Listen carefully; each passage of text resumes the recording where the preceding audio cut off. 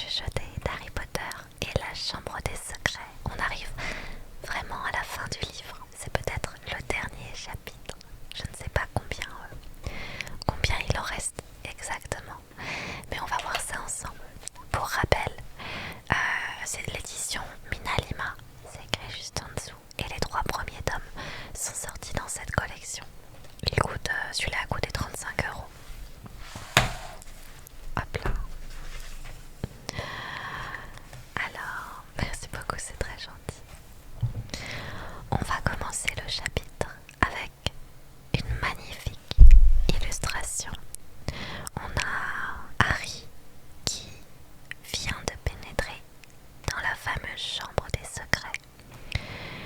Il a ouvert les portes et face à lui, une statue visiblement dans une grotte avec des colonnes, des serpents au sol, des stalactites, des stalagmites un peu partout autour de lui.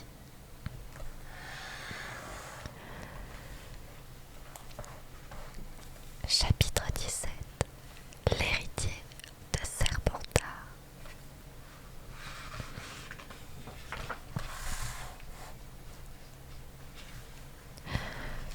Il se trouvait à l'entrée d'une longue salle faiblement éclairée.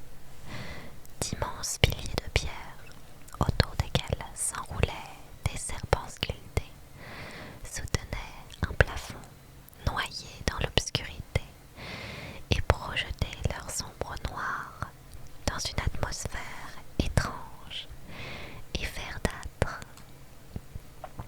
Le cœur battant, Harry s'immobilisa, l'oreille tendue, dans le silence glacé. Le basilic était-il tapis dans l'ombre d'un pilier? Et où se trouvait Ginny? Il sortit sa baguette magique et s'avança parmi les colonnes, chacun de ses pas répercuté en écho par les murailles obscures. Il gardait les paupières à peine entr'ouvertes, prêt à les fermer à la moindre alerte. À plusieurs reprises, il crut voir bouger l'un des serpents de pierre dont les orbites creuses semblaient suivre ses mouvements. Lorsqu'il fut arrivé au niveau des 2 derniers piliers, il se retrouva face à une statue adossée au mur du fond et qui faisait toute la hauteur de la chambre. Harry dut tendre le cou pour apercevoir la tête de la statue.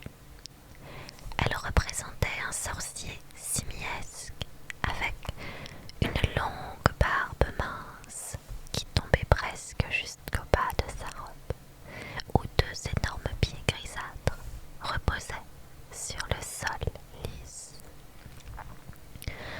Entre les pieds, une petite silhouette vêtue d'une robe noire était allongée face contre terre. Une silhouette aux cheveux d'un rouge flamboyant. « Ginny !» murmura Harry. Il se précipita et s'agenouilla auprès d'elle. « Ginny, ne sois pas morte, je t'en supplie, ne sois pas morte. » Il jeta sa baguette magique sur le sol, attrapa Ginny par les épaules et la retourna sur le dos.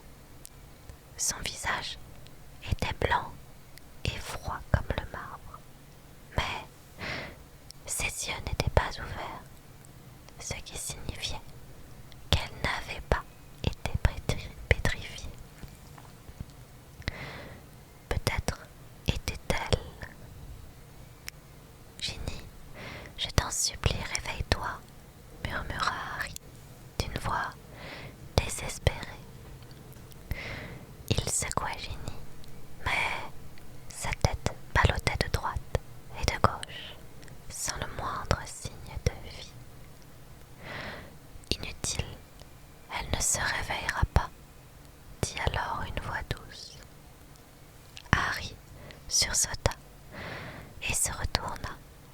toujours à genoux.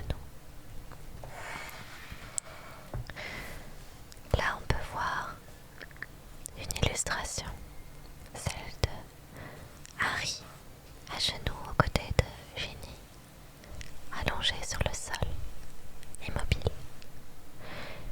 Et sur le côté, on devine une personne qui est debout et une main qui a l'air de tenir une baguette magique.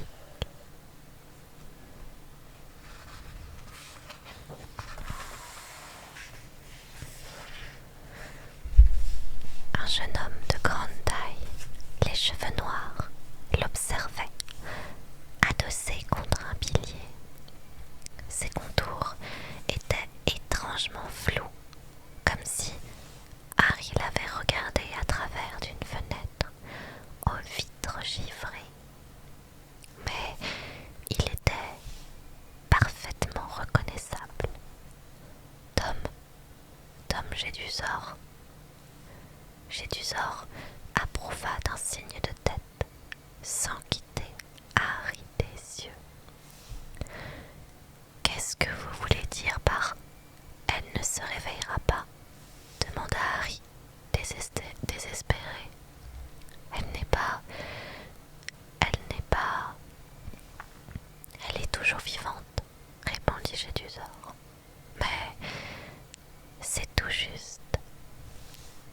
Harry l'observa. Tom Jedusor avait été élève de Poudlard 50 ans auparavant. Et pourtant, il était là, devant lui, baigné d'une lueur brumeuse qui brillait autour de lui, avec le même visage qu'il avait à 16 ans. Vous êtes un fantôme, demanda Harry d'une voix hésitante. Disons plutôt un souvenir, répondit Jedusor d'une voix paisible, conservé pendant 50 ans dans un journal intime. Il pointa l'index vers les orteils géants de la statue. Le petit livre noir que Harry avait trouvé dans les toilettes de Mimi Géniard était ouvert sur le sol. Pendant un instant, Harry se demanda comment il était arrivé là. Mais il avait d'autres soucis, plus urgents. Il faut m'aider, Tom, dit Harry en soulevant à nouveau la tête de Ginny. Nous devons sortir d'ici le plus vite possible. Il y a un basilic dans cette chambre. Je ne sais pas où il se trouve, mais il peut surgir à tout moment. S'il vous plaît, aidez-moi. Mais Jedusor ne fit pas un geste. Harry, le visage ruisselant de sueur, parvint à hisser Ginny. Il se pencha pour ramasser sa baguette magique. Elle avait disparu. Vous n'avez pas vu ma... Jedusor le regardait en faisant tourner la baguette entre ses longs doigts. Merci, dit Harry en tendant la main. Jedusor étira les lèvres en un sourire, les yeux toujours fixés sur Harry. Il continuait de faire tourner la baguette d'un geste nonchalant. Écoutez, dit précipitamment Harry, les jambes fléchies sous le poids de Ginny. Il faut partir le plus vite possible. Si le basilic arrive, il n'arrivera pas tant qu'on ne l'aura pas appelé, dit Jedusor, avec le plus grand calme.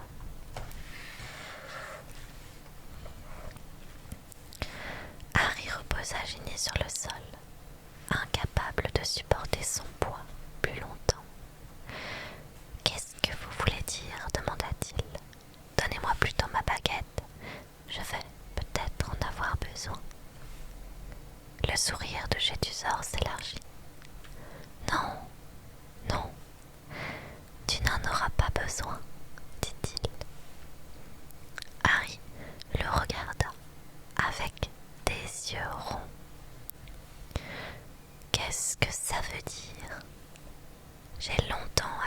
ce moment, Harry Potter, dit Gédusor, le moment de te voir, de te parler. Écoutez, dit Harry en perdant patience, je crois que vous ne comprenez pas très bien la situation. Nous sommes dans la chambre des secrets. On parlera plus tard, quand nous serons sortis d'ici. Non, on va parler maintenant, répliqua Gédusor, en continuant d'afficher un large sourire. Il glissa la baguette magique de Harry dans sa poche. Harry l'observa attentivement. « Qu'est-ce qui est arrivé à Ginny ?» demanda-t-il lentement. « Voilà une intéressante question, » répondit Gédusor d'un ton aimable. « C'est une longue histoire. La raison pour laquelle Ginny se trouve dans cet état, c'est qu'elle a ouvert son cœur et révélé tous ses secrets à quelqu'un qu'elle ne connaissait pas et qu'elle ne pouvait même pas voir. » De quoi parlez-vous ? Du journal intime, dit Gédusor. Mon journal. La petite Ginny y a écrit ses confidences pendant des mois et des mois en me racontant ses petites préoccupations dérisoires, ses frères qui se moquaient d'elle, son arrivée à Poudlard avec des vêtements et des livres d'occasion, et aussi une lueur s'alluma dans les yeux de Gédusor. La grande question, le beau, le bon, le grand, le célèbre Harry Potter, allait-il un jour l'aimer ? Pendant tout ce temps, Gédusor n'avait pas quitté Harry du regard. Il y avait presque de l'avidité dans ses yeux. C'est terriblement ennuyeux d'avoir à entendre toutes les petites idioties d'une fillette de 11 ans, poursuivit-il.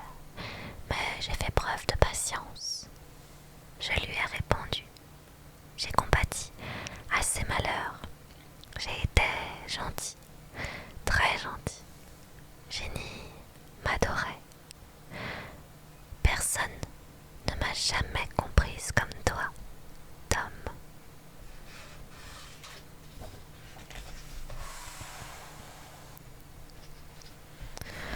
M'écrivait-elle. Je suis si heureuse de pouvoir me confier à ce journal. C'est comme si j'avais toujours un ami dans ma poche. Gédusor éclata de rire, un rire aigu et froid qui ne lui allait pas et qui donna la chair de poule à Harry.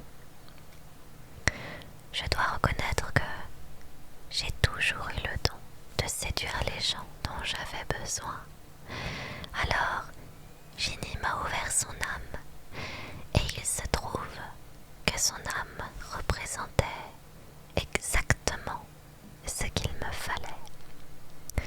Ses peurs les plus profondes, ses secrets les plus obscurs me donnaient de la force, de plus en plus de force. J'ai senti grandir en moi un pouvoir infiniment plus grand que celui de la petite Ginny. Un pouvoir suffisant pour commencer à confier à Miss Weasley mes propres secrets, pour déverser un peu de mon âme dans la sienne. Qu'est-ce que ça signifie ? Demanda Harry, la gorge sèche. Tu n'as donc pas encore deviné, Harry Potter, dit Gédusor d'une voix douce. C'est Ginny Weasley qui a ouvert elle-même la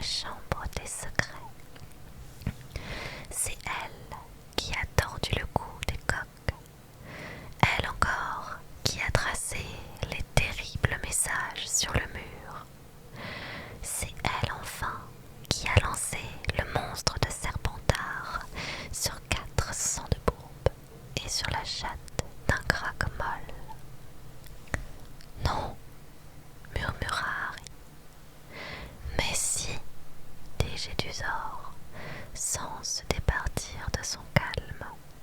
Oh, bien sûr, au début, elle ne savait pas ce qu'elle faisait. C'était très amusant. Si tu avais vu ce qu'elle écrivait dans le journal, c'était de plus en plus intéressant.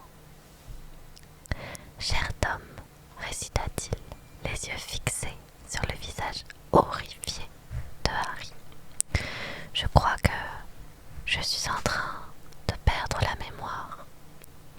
Il y a des plumes de coq sur ma robe et je ne sais pas du tout d'où elles viennent.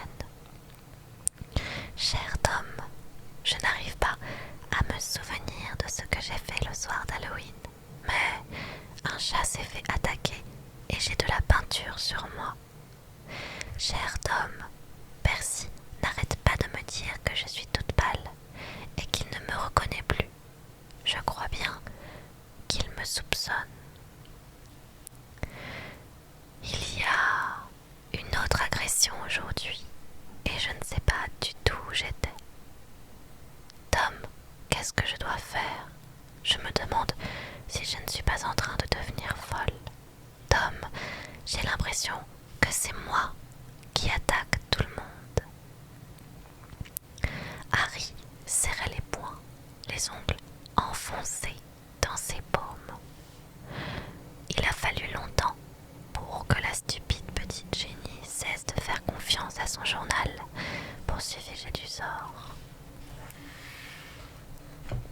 Mais elle a fini par avoir des soupçons et elle a essayé de s'en débarrasser. C'est à ce moment-là que tu es intervenu, Harry. Tu as trouvé le journal et rien n'aurait pu me faire plus plaisir. N'importe qui d'autre aurait pu tomber dessus, mais c'est toi qui l'as trouvé. La personne que j'avais le plus envie de connaître. Et pourquoi vouliez-vous me connaître? Demanda Harry. Il se sentait trembler de fureur et il avait du mal à parler d'une voix égale. Ginny m'a parlé de toi, Harry, répondit Jedusor. Elle ne m'a rien caché de ta passionnante histoire. Son regard, de plus en plus avide, s'attarda sur la cicatrice de Harry. Je voulais en apprendre davantage sur toi, te parler, te rencontrer, si c'était possible. Alors, pour gagner ta confiance, j'ai décidé de te montrer la célèbre capture de ce grand bonnet de Hagrid. Hagrid est mon ami, dit Harry, qui ne pouvait, cette fois, empêcher la colère de faire trembler sa voix. Et vous lui avez tendu un piège, c'est ça? Je croyais qu'il s'agissait d'une simple erreur, mais Jedusor éclata à nouveau de son rire aigu. C'était ma parole contre la sienne, mon cher Harry. Je te laisse le soin d'imaginer la réaction du directeur, le vieil Armando Tippet. D'un côté, Tom Jedusor, pauvre mais brillant, orphelin mais si courageux, préfet et élève modèle. De l'autre, ce gros balourd de Hagrid qui ne perd jamais une occasion de s'attirer des ennuis en élevant des bébés loups-garous sous son lit ou en allant se battre avec des trolls dans la forêt interdite. Mais je dois dire que j'ai été surpris moi-même de voir mon plan marcher aussi facilement. Je pensais qu'il y aurait bien quelqu'un pour s'apercevoir que Hagrid ne pouvait pas être l'héritier de Serpentard. Il m'avait fallu 5 années entières pour réunir toutes les informations possibles sur la chambre des secrets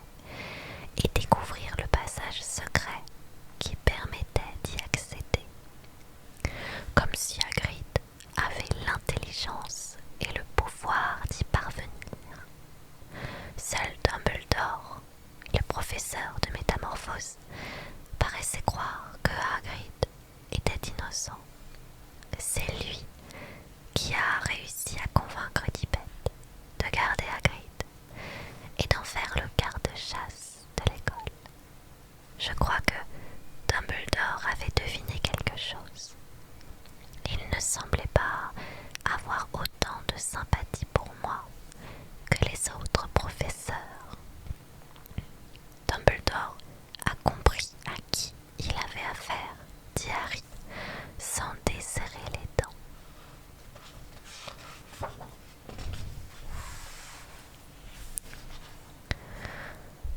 Après le renvoi de Hagrid, il m'a soumis à une surveillance quelque peu agaçante, dis-je du sort d'un ton désinvolte. Je savais qu'il ne serait pas raisonnable d'ouvrir à nouveau la chambre pendant que j'étais à l'école. Mais je n'avais pas l'intention de perdre le bénéfice de mes longues années de recherche. J'ai donc décidé de laisser derrière moi un journal intime qui conserverait dans ses pages l'être que j'étais à 16 ans pour qu'un jour, avec un peu de chance, je puisse amener quelqu'un d'autre sur mes traces et achever ainsi la noble tâche de Salazar Serpentard. Vous n'avez rien achevé du tout, répliqua Harry d'un air triomphant. Personne n'est mort cette fois-ci, même pas la chatte. Dans quelques heures, le filtre de Mandragore sera prêt, et tous ceux qui ont été pétrifiés reviendront à la vie. Je ne t'ai pas encore dit, repris-je du sort d'une voix tranquille, que tuer des sangs de bourbe ne m'intéresse plus. Depuis plusieurs mois maintenant, ma nouvelle cible, c'est toi. Harry le regarda avec des yeux ronds. Imagine ma fureur quand je me suis rendu compte que tu n'avais plus mon journal et que c'était Ginny qui l'avait repris. Elle l'avait vu dans tes mains et s'était mise à paniquer. Si jamais le journal te répétait tout ce qu'elle lui avait confié, pire encore, s'il te révélait qui avait tordu le cou des coqs, alors cette petite idiote a attendu que le dortoir soit vide et elle est venue te le voler. Mais je savais ce qu'il me restait à faire. Je me doutais bien que tu étais sur la trace de l'héritier de Serpentard. D'après tout ce que Ginny m'avait dit sur toi, je savais que tu serais prêt à tout pour résoudre le mystère. Surtout si une de tes meilleures amies se faisait agresser à son tour. Et Ginny m'avait dit que toute l'école était en émoi depuis qu'on savait que tu parlais fourche-langue. Alors, j'ai fait écrire à Ginny son propre message d'adieu sur le mur et je l'ai amené ici en t'attendant. Elle s'est débattue, elle a crié, elle est devenue insupportable, mais il ne reste plus beaucoup d'énergie vitale en elle. Elle en a trop mis dans le journal, c'est-à-dire en moi. Suffisamment en tout cas pour me permettre de me détacher de ces pages et de reprendre une existence autonome. Depuis que nous sommes arrivés ici, elle et moi, je t'ai attendu. Je savais que tu viendrais et j'ai beaucoup de questions à te poser, Harry Potter. Quoi, par exemple, lança Harry, les poings serrés. Par exemple, dis-je du sort, avec un sourire engageant, comment se fait-il qu'un bébé sans talent magique particulier ait pu vaincre le plus grand sorcier de tous les temps? Comment as-tu réussi à t'en tirer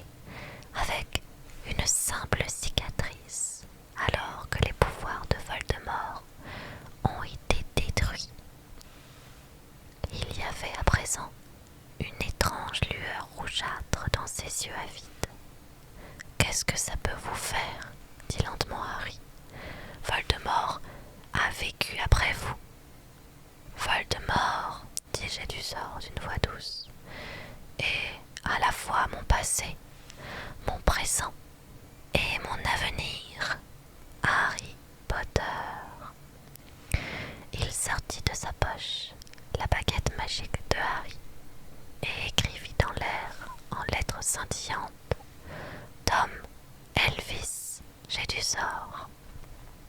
Puis il fit un mouvement avec la baguette et les lettres de son nom s'assemblèrent dans un ordre différent. À présent, on pouvait lire « Je suis Voldemort ». « Tu vois, murmura-t-il, c'est un nom que j'utilisais déjà à Poudlard pour mes amis les plus proches. Tu crois donc que j'allais accepter le jeu du sort qui m'avait donné ce nom immonde de Gédusor, légué par mon moldu de père, moi, l'héritier par ma mère du sang de Salazar Serpentard qui coule dans mes veines, moi, conserver le nom abject d'un misérable moldu qui m'a abandonné avant même ma naissance, le jour où il a découvert que sa femme était une sorcière.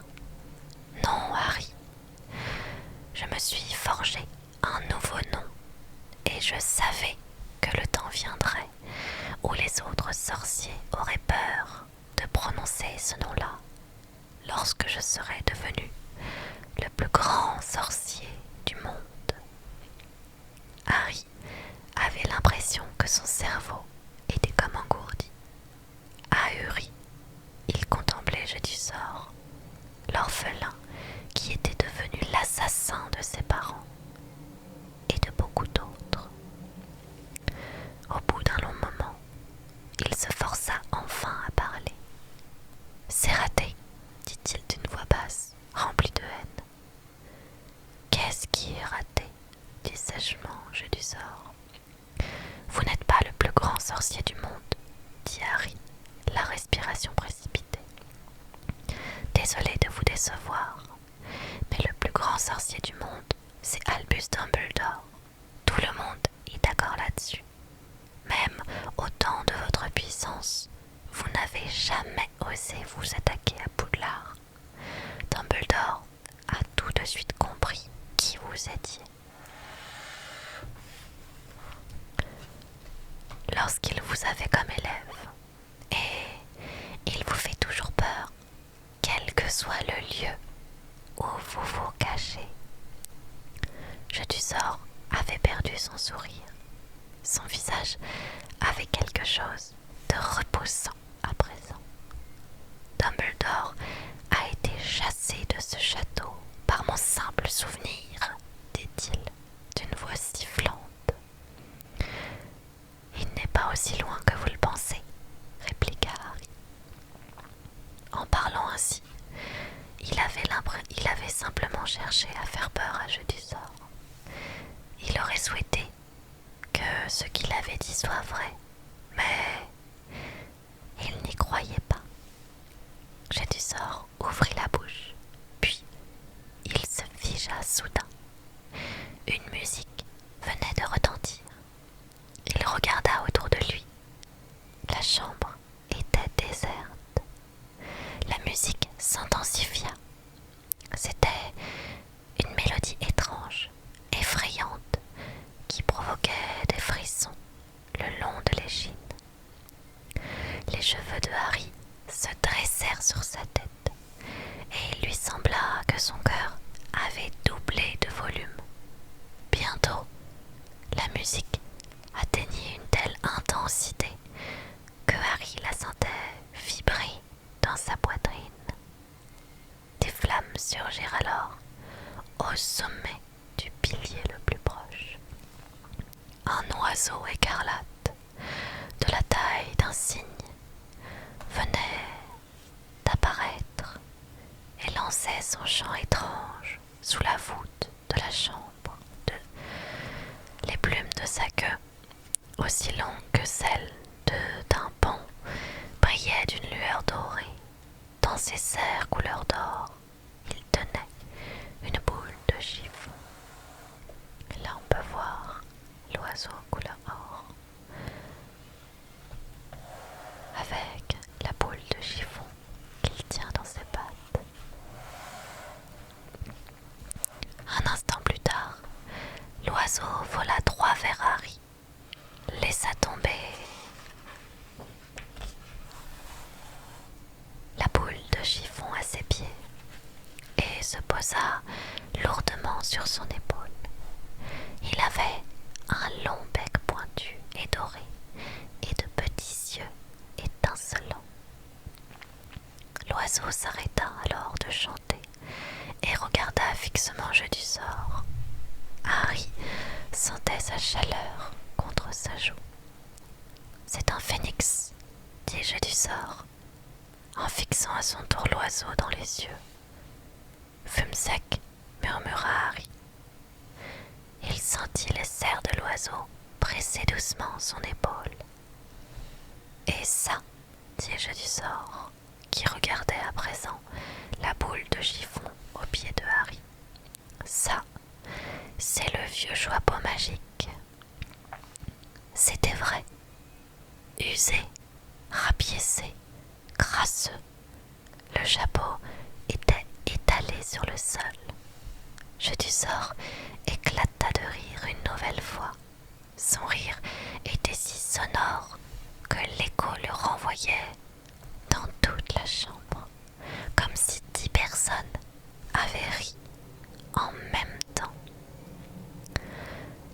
Et c'est ça que Dumbledore t'envoie pour te défendre. Un oiseau chanteur et un vieux chapeau. Voilà qui devrait te donner du courage, Harry Potter. Tu dois te sentir rassuré à présent. Harry ne répondit pas. Il ne voyait peut-être pas à quoi Fume sec et le chapeau pouvaient bien lui servir. Mais il ne se sentait plus seul et il attendit avec un courage grandissant que Jeu du sort ait fini de rire. Revenons à nos affaires, dit enfin Jeu du sort avec son large sourire. Nous nous sommes rencontrés 2 fois dans ton passé et dans mon avenir. Et ces 2 fois-là, je n'ai pas réussi à te tuer. Comment as-tu fait pour survivre? Dis-le-moi. Plus tu parleras, ajouta-t-il d'une voix douce, plus longtemps tu resteras vivant. Harry réfléchit à toute allure, évaluant ses chances de survie. Jeu du sort avait sa baguette. Harry, lui, avait Fume sec et le joyau magique qui ne lui serait guère utile en cas de duel. La situation n'était pas brillante, mais plus Jeu du sort restait là, devant lui, plus la vie s'échappait de Ginny. Depuis tout à l'heure, la silhouette de Jeu du sort était devenue moins floue, plus solide. Si Harry devait se battre contre Jeu du sort, il fallait mieux que ce soit le plus vite possible. Personne ne sait pourquoi vous avez perdu vos pouvoirs quand vous m'avez attaqué, dit Harry d'un ton abrupt.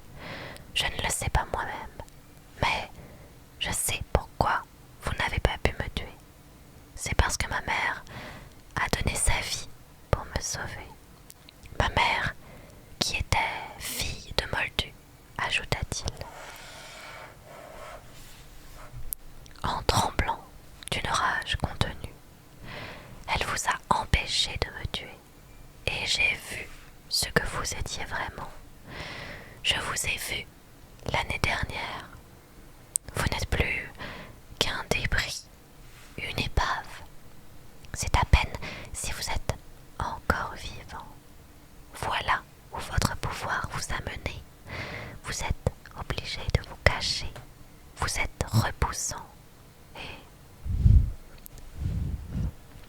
Excusez-moi, il y a un moucheron. Pardon. Et vous êtes abject. Le visage de Jeu du sort se tordit en une grimace. Puis, il se força à sourire d'un horrible sourire.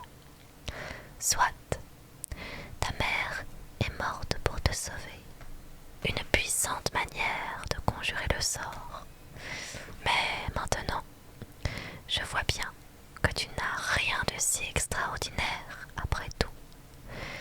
Je me demandais, vois-tu, car il y a une étrange ressemblance entre nous, Harry Potter.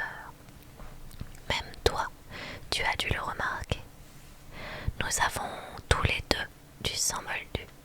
Nous sommes tous deux orphelins, élevés par des moldus, et probablement les deux seuls élèves de Poudlard qui aient jamais parlé fourche-langue depuis le temps du grand Serpentard lui-même.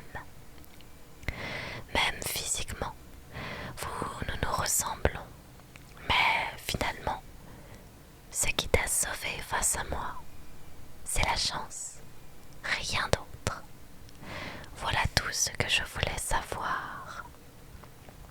Harry, tendu, attendait que Jeu du sort brandisse la baguette magique.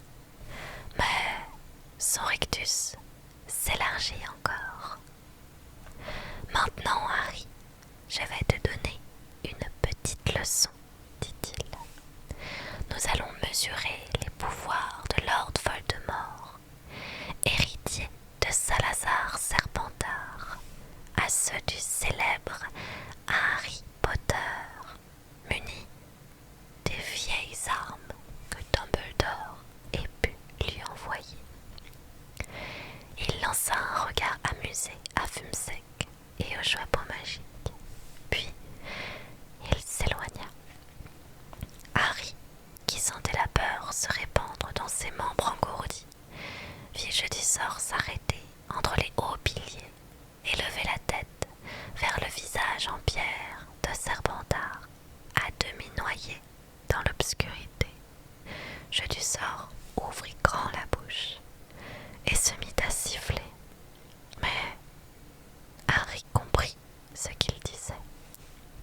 Parle-moi, Serpentard, le plus grand des 4 de Poudlard. Harry regarda la statue. Fumsec, toujours accroché à son épaule. Le visage géant de Serpentard s'était mis à bouger. Frappé d'horreur, Harry vit la bouche de pierre s'ouvrir de plus en plus grand, en formant un immense trou noir. Quelque chose remua alors à l'intérieur de la bouche béante. Quelque chose qui sortait en rampant de ses profondeurs.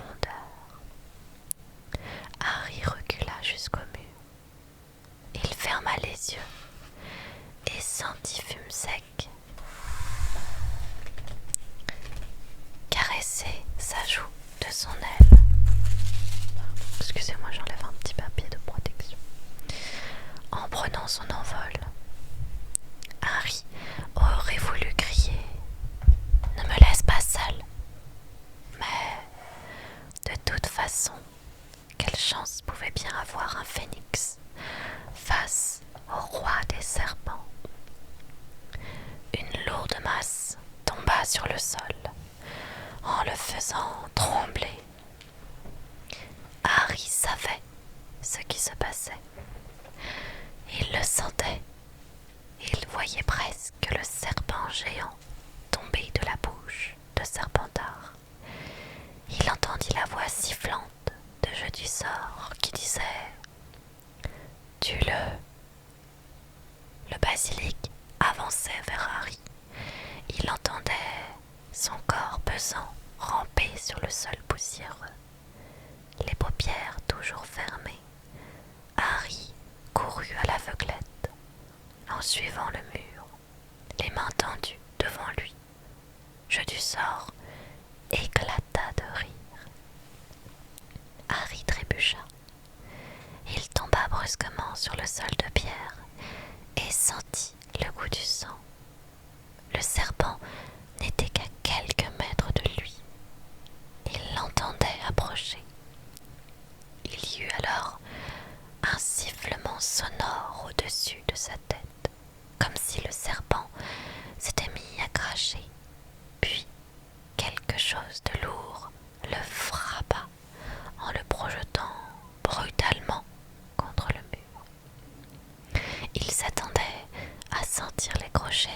sent-il s'enfoncer dans son corps, mais il entendit d'autres sifflements furieux et des mouvements frénétiques entre les piliers.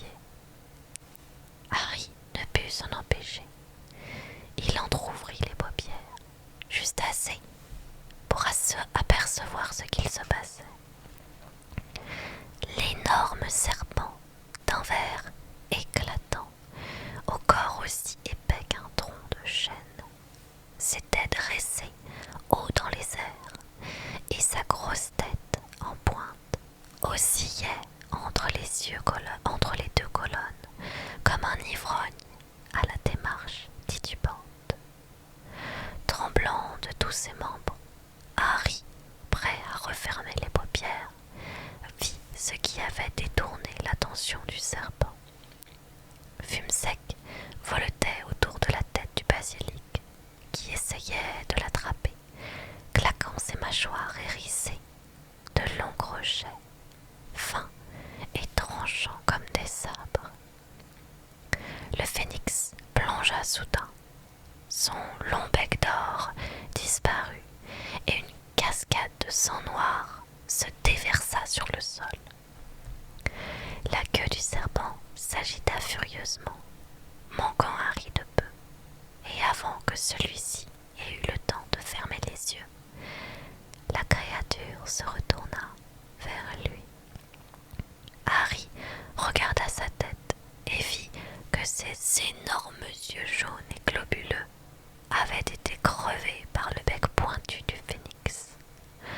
Le sang continuait de ruisseler sur le sol, tandis qu'un long sifflement de douleur s'échappait de la gueule du serpent. Ici, on peut voir une magnifique illustration du visage de la statue de Salazar Serpentard qui s'ouvre et qui laisse apercevoir le serpent qui sort de la bouche de la statue.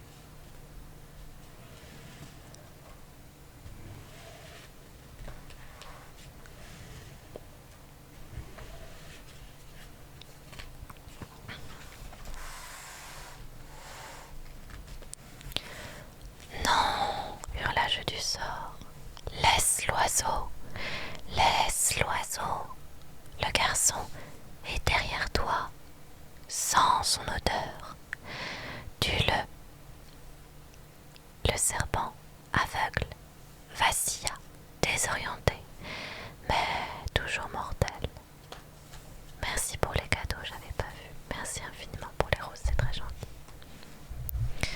Fume sec, qui continuait de décrire des cercles autour de lui, lançait son chant angoissant, en donnant par moments des coups de bec sur la tête du serpent, dont les yeux morts laissaient échapper des flots de sang noir.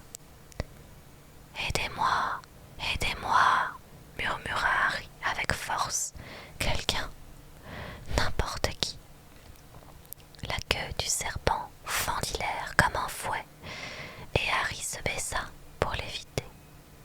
Il sentit alors quelque chose se plaquer contre son visage, quelque chose qui avait la douceur d'une étoffe. Dans son mouvement, la queue du basilic lui avait jeté le chapeau magique à la tête. Harry attrapa le chapeau. Il n'avait rien d'autre. C'était sa dernière chance. Il l'enfonça aussitôt sur sa tête et se jeta à plat ventre contre le sol pour éviter à nouveau la queue du serpent. « Aide-moi, aide-moi » pensa Harry de toutes ses forces. « S'il te plaît, aide-moi » Aucune voix ne lui répondit, mais le chapeau se contracta, comme serré par une main invisible. Un objet lourd et dur tomba alors sur la tête de Harry, en l'assommant à moitié. Étourdi, il arracha le chapeau de sa tête et sentit quelque chose de long et de dur sous ses doigts. Une épée d'argent étincelante joue à peau magique, la poignée incrustée de rubis de la taille d'un œuf. Tue le garçon, laisse l'oiseau, le garçon est derrière toi, sens-le, sens son odeur. Harry s'était relevé, prêt à combattre. Le basilic fit un mouvement brutal pour se retourner.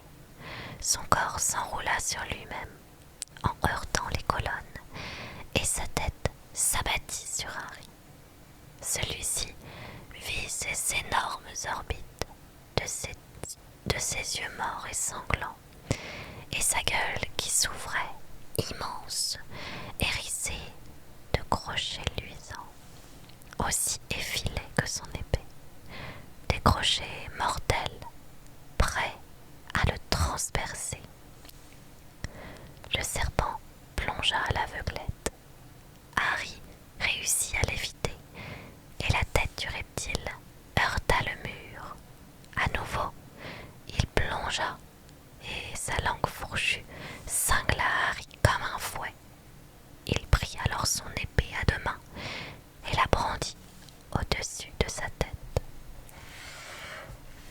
Ici, on peut voir une illustration du joue à peau magique avec l'épée qui en sort et les joyaux incrustés dans l'épée. Le basilic attaqua à nouveau et cette fois, il visa juste. De toutes ses forces, Harry enfonça l'épée jusqu'à la garde dans la gueule du monstre et lui transperça le palais.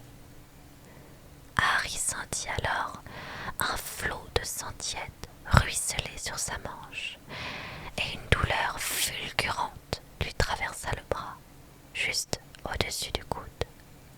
Un des longs crochets venimeux était enfoncé profondément dans sa chair et se cassa net lorsque le serpent vacilla et tomba sur le côté, le corps agité de convulsions.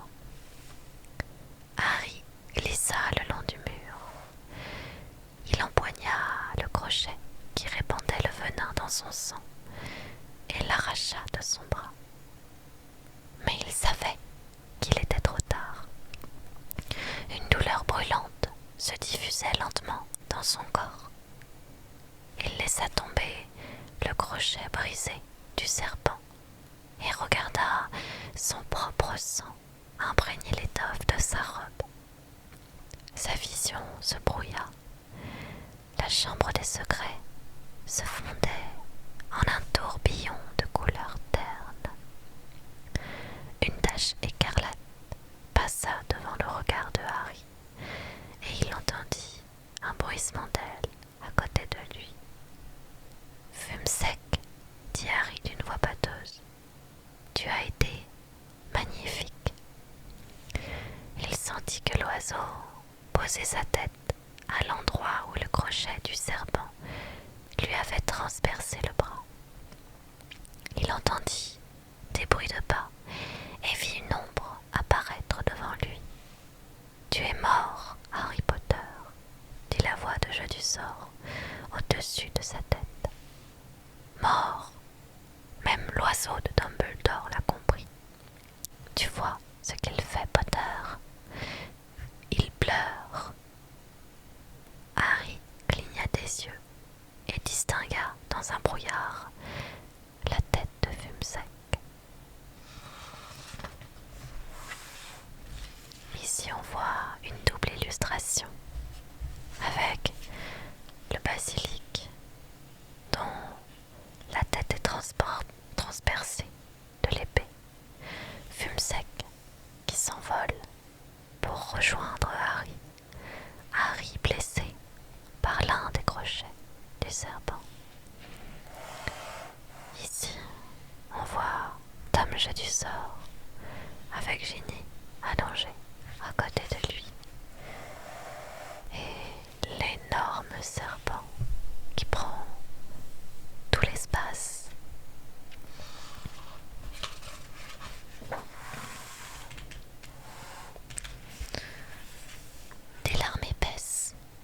roses comme des perles couraient sur ses plumes luisantes. Je vais m'asseoir et te regarder mourir, Harry Potter. Prends ton temps, je ne suis pas pressée. Harry se sentait somnolé. Tout tournait autour de lui. Ainsi finit le célèbre Harry Potter, dit la voix lointaine de Jeu du sort, seul dans la chambre des secrets, oublié par ses amis et enfin terrassé par le Seigneur des Ténèbres qu'il avait si sottement défié. Bientôt, tu auras rejoint ta chère mère au sang de bourbe, Harry. Elle t'aura permis de vivre 12 ans. Mais Lord Voldemort a fini par te vaincre, comme il se devait.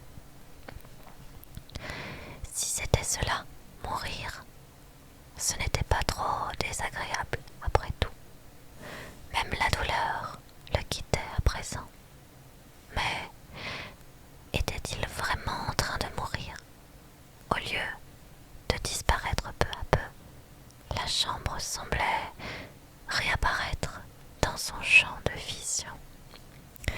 Harry remua un peu la tête et vit Fumsec toujours posé sur son bras. Ses larmes de perles avaient formé une tache qui brillait autour de la blessure. Il se rendit compte alors qu'il n'y avait plus de blessure. Va-t'en, l'oiseau, s'écria soudain la voix de Jeu du sort. Va-t'en, laisse-le. J'ai dit va-t'en. Harry releva la tête. Jeu du sort pointait la baguette magique vers Fumsec. Il y eut une détonation semblable à un coup de feu, et l'oiseau reprit son vol dans un tourbillon rouge et or. Les larmes de Phénix, murmura Jeu du sort en regardant le bras de Harry. Un puissant remède contre les blessures. Je l'avais complètement oublié. Il regarda Harry dans les yeux. Mais ça ne fait rien, reprit-il. En fait, je préfère qu'il en soit ainsi. Rien que toi et moi, Potter. Toi et moi. Jeu du sort brandit la baguette magique. Dans un bruissement d'ailes, Fumsec tournoya alors au-dessus de Harry et laissa tomber sur ses genoux le journal intime. Pendant une fraction de seconde, Harry et Jeu du sort, la baguette toujours levée, regardèrent le petit livre noir. Puis, sans réfléchir, sans hésiter, comme s'il avait toujours eu cette idée en tête, Harry empoigna le crochet du serpent et le plongea au cœur du livre.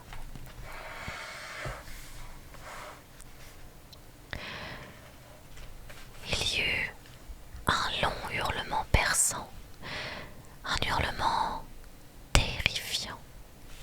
Un flot d'encre jaillit du livre à gros bouillons et ruissela sur les mains de Harry.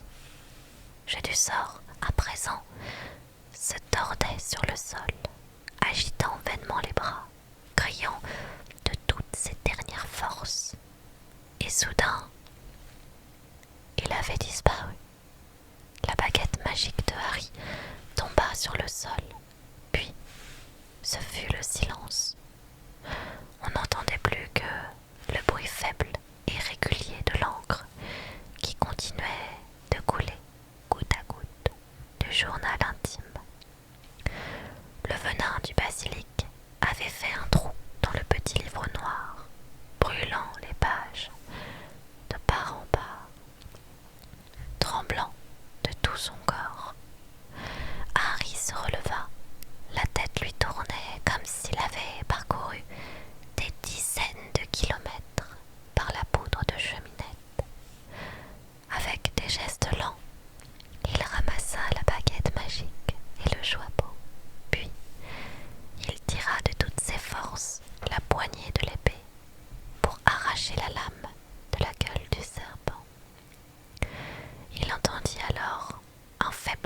gémissement au fond de la chambre. Ginny remuait. Harry se précipita. Elle s'était redressée, assise par terre, et regardait d'un air stupéfait l'énorme masse du basilic mort. Ses yeux se tournèrent ensuite vers Harry, et sa robe trempée de sang, puis se fixèrent sur le journal intime qu'il tenait à la main. Elle fut secouée d'un sanglot, et des larmes ruisselèrent sur ses joues. Harry, oh, Harry, j'ai essayé de te dire l'autre jour, mais je ne pouvais pas parler devant Percy. C'était moi, Harry, mais je jure que je ne voulais pas faire ça. C'est le jeu du sort qui m'a obligée à... Il m'a imposé son pouvoir. Comment as-tu fait pour tuer cette chose? Où est-je du sort? La dernière chose dont je me souvienne, c'est quand il est sorti de son journal. Tout est fini maintenant, dit Harry, en lui montrant le gros trou que le crochet du serpent avait percé au milieu du petit livre noir. Jeu du sort n'existe plus. Ils sont morts tous les deux, lui et le basilic. Viens, Ginny, sortons d'ici. Je vais être renvoyé, se lamenta Ginny, tandis que Harry l'aidait à se relever. J'avais tellement attendu le jour où je pourrais enfin rentrer à Poudlard. Et maintenant, je vais être obligée de partir. Mes parents vont être furieux. Fumsec les attendait en tournoyant à l'entrée de la chambre des secrets. Harry entraîna Ginny dans l'obscurité sinistre. Ils enjambèrent le cadavre du basilic et retournèrent dans le tunnel, leurs pas résonnant en écho contre les parois de pierre. Harry entendit le mur se refermer derrière eux dans un long sifflement.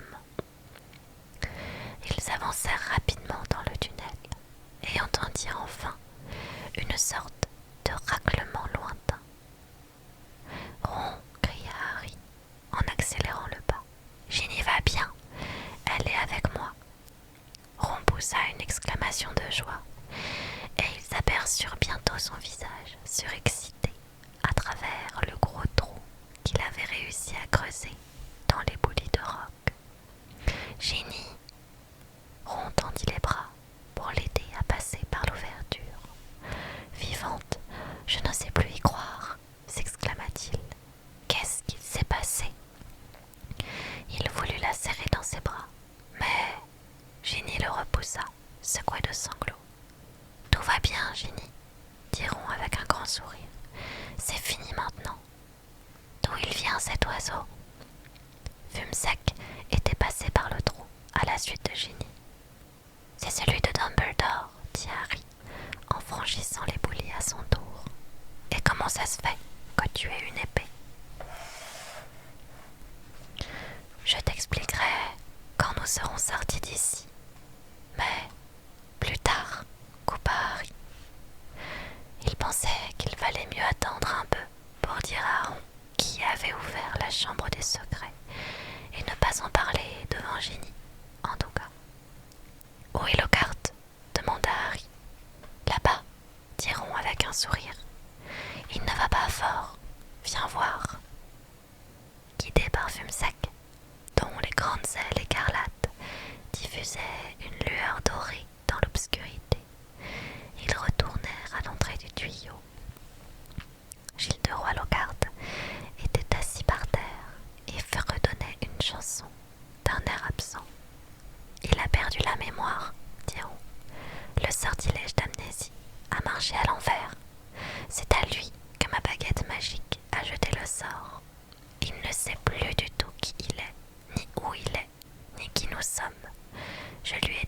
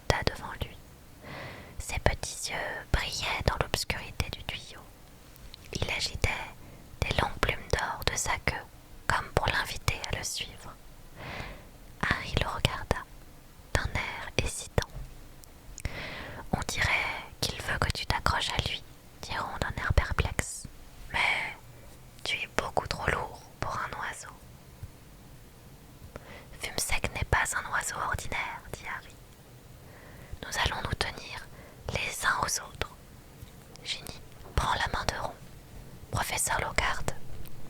Il parle de vous, dit sagement Ron à l'Hogarth. Vous prendrez l'autre main de Ginny. Harry glissa l'épée et le joyau magique dans sa ceinture. Ron saisit un pan de la robe de Harry et celui-ci s'accrocha à la queue de Fumsac, dont les plumes dégageaient une étrange chaleur. Harry eut alors l'impression que son corps devenait extraordinairement léger, et un instant plus tard, ils s'envolaient tous dans le tuyau. Avec un sifflement semblable à celui du vent, Harry entendait l'Hogarth qui s'exclamait « Étonnant, vraiment étonnant, on dirait de la magie !» Les cheveux ébouriffés par l'air frais du tuyau. Harry trouvait cette envolée plutôt agréable, mais elle fut de courte durée. Bientôt, tous quatre se retrouvèrent sur le carrelage humide des toilettes de Mimi Géniard, et le lavabo qui dissimulait le passage secret se remit en place. Mimi les regarda avec des yeux ronds. « Tu es vivant, dit-elle à Harry d'un ton stupéfait. « On dirait que tu es déçu, répondit sombrement Harry, en essuyant ses lunettes, maculées de sang et de boue. Bah, je me disais que si tu étais mort, j'aurais été contente de partager mes toilettes avec toi, avoua Mimi, le teint soudain argenté, ce qui était sa manière à elle de rougir. Burk, diront lorsqu'ils eurent regagné le couloir désert. Harry, je crois bien que Mimi a un faible pour toi. Tu as une virale, Ginny. Mais Ginny n'était pas d'humeur à plaisanter. Des larmes continuaient de couler sur ses joues. Où on va maintenant demanda Ron, en jetant un regard inquiet à sa sœur. Harry montra du doigt le phénix entouré d'un halo de lumière dorée qui volait le long du couloir. Ils le suivirent à grands pas, et quelques minutes plus tard, ils se retrouvèrent devant le bureau du professeur McGonagall.